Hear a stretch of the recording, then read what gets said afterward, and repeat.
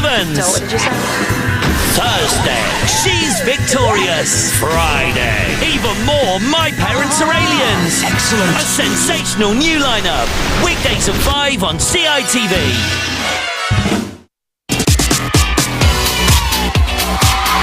We're celebrating 30 years of CITV and shows that always hit the target. We've had fight nights in the forest.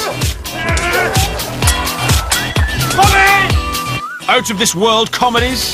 Wipe it all! Do it! Welcome to Earth. And sophisticated dramas. Press gang was ahead of its time. You know, every guy wanted to be Dexter Fletcher. Every girl wanted to be Julia Sawala. I'm sorry, Spike. It's too late to try and get back in with me. I'm out of here for good. But BAFTA-winning Press Gang wasn't the only drama creating the headlines on CITV. In 1989, a groundbreaking series came along that would also launch a whole host of careers. What are you doing here? It's come to see me, so keep your nose out. Shut it, you. 15-year-old Tim Vincent was cast as teenage alcoholic Billy Ryan. Are you off your head? One drop. Oh yeah, and that's why you're falling over, is it? It was the most fun I think I've ever had. Imagine being 15, told that you're going to have 3.5 months off school, and I was playing a teenage boy that was into his music, so all the clothes that they put me in were really fun. Filming might have been fun for the cast, but Children's Ward was also hard-hitting and didn't shy away from the big issues. To all of a sudden have a show that turned up that was nothing like anything before, which was dealing with children's problems, making people understand what happened in hospital. Children's Ward would make a star of Tim, but what of the rest of the cast? Today we know Jane Danson, Stephen Arnold and Samia Gaddi as stars of the nation's favourite soap. But long before they found themselves on Coronation Street, they were sharing a hospital ward. Almost 20 years on, we're taking them away from Weatherfield and giving them a blast from the past. I'm a bit nervous. To look back on the role CITV played in their lives. You don't think you've changed until you look back on something and then you go, oh God.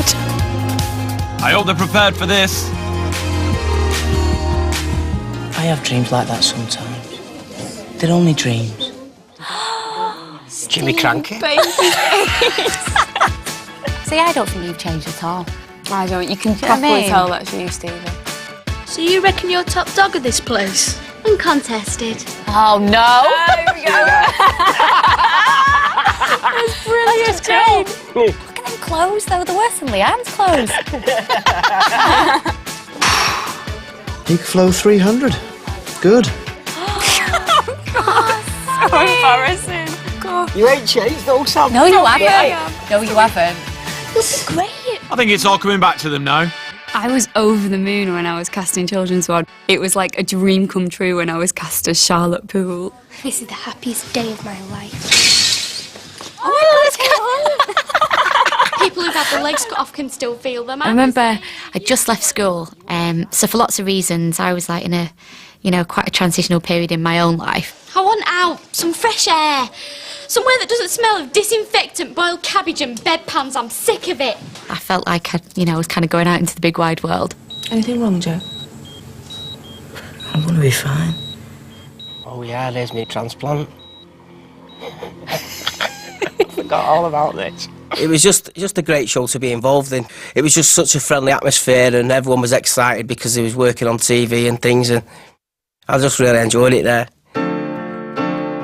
I've got cystic fibrosis. I've just had a flipping heart and lung transplant. It was quite close to the bone in some respects, for a children's drama. Am I supposed to take lessons on getting a boyfriend from a cripple? Children's Ward dealt with issues for young people, whether it was bullying in school or domestic family situations, the breakdown of families or whatever it was. It wasn't just about the medicine of it all. I just don't care. Oh. Oh dear. But there were moments of light relief amongst the drama. Oh, look at us! And for Jane Danson, a hospital romance. Oh, I'm gonna die. Jane Danson. And at Granada Television in Manchester, the young cast of Children's Ward soon found themselves among some household names. who would soon become colleagues. Children's Ward set was like right next door to Coronation Street, basically. And I think one of the directors one day took us around the street and showed us all, you know, what it was like, and I was like blown away with it and thought one day I'd love to do this.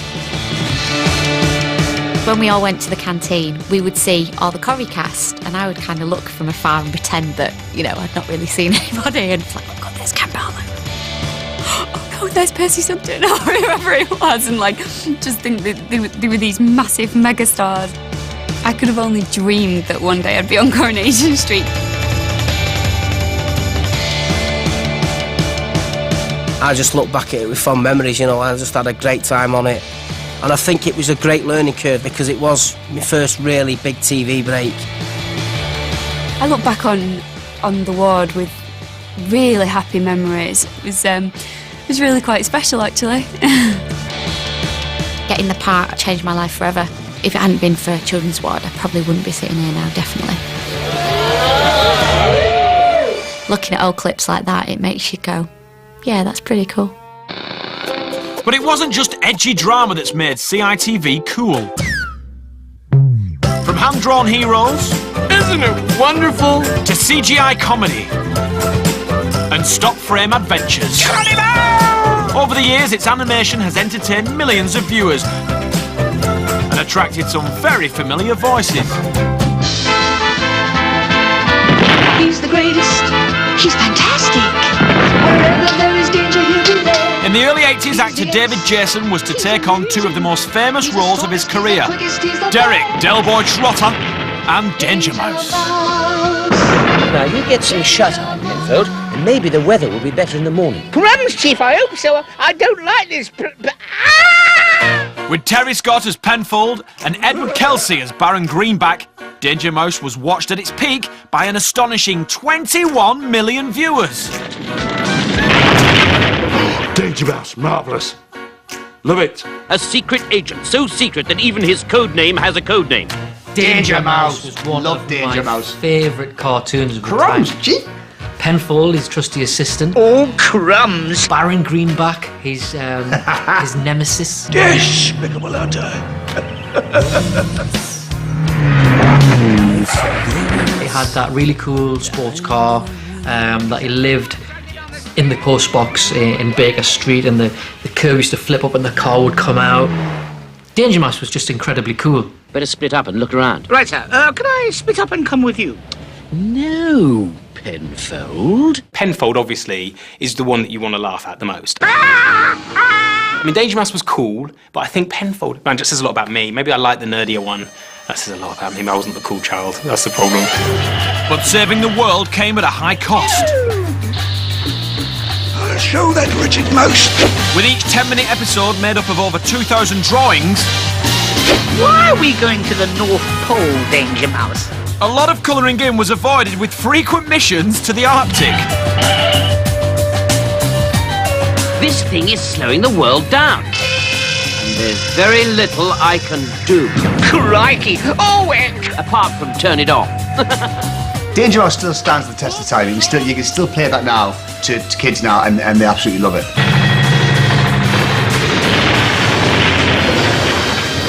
That's another successful mission over. Way better than Banana Man, say. Oh, yeah. And Super Ted. Oh, where? No way. You're not even coming close to Danger Mouse, pal. Super Ted. In 2002, Ant and Dec got their own chance to enter Animation's Hall of Fame. So, what do we do, Dan? Engine man. And you kind of hear the word that's that jollop and down. organ under there. You're an astronaut or a pilot, a farmer, fisherman, motorbike rider. He can make your engine go. A bus driver. He can make your engine go. I was the voice of Engie Benji, and Ant was my trusty dog, Jollop. Engie, Benji, jollop and down. Hey, that was it. Still got it. That was it. Still got it. What is it, Jollop? Oh, hello there. Hello. So he'd done loads of work in the voiceover booth. I would sit outside eating crisps and watching the telly, and then every now and again they go, right, we need Jollop. And I'll probably go, okay, mate, we'll see you in about 3 hours. Yeah, no problem. Engie Benji was a doctor who fixed engines. Come on, spaceship, let's go flying. And rockets, buses, planes, boats. Who's a very versatile fella, you know. Really, I loved it. I loved Edgy Benji. How was it for you? Bit hard? We got paid equally. Yeah. Got the same money. 50-50. Not really fair, is it? With his dog Jollop and Dan the Van, NG had a great backup team. And in Series 2, Truck or Troy, which was me. Aha! I think we've found our messmaker. Edgy Benji, I sure am glad to see you. I got in there at the end. They give me a speaking part. I'm as clueless as a codfish. I actually came up with the idea for Truck or Troy because I thought he wasn't doing enough work. He still wasn't in it a lot, but, you know, great days. Oh! Vroom, vroom! Still to come. Big crayons the size of a giant. One man and his supersized dreams. It turned into this. And a reality check from the silent star of children's television. I couldn't do my job if I didn't think Sooty was real. And Sweep and Sue, you know. Of course they're real.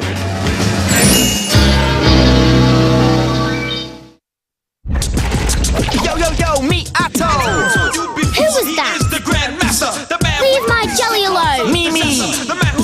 Ow! How? Hey, you!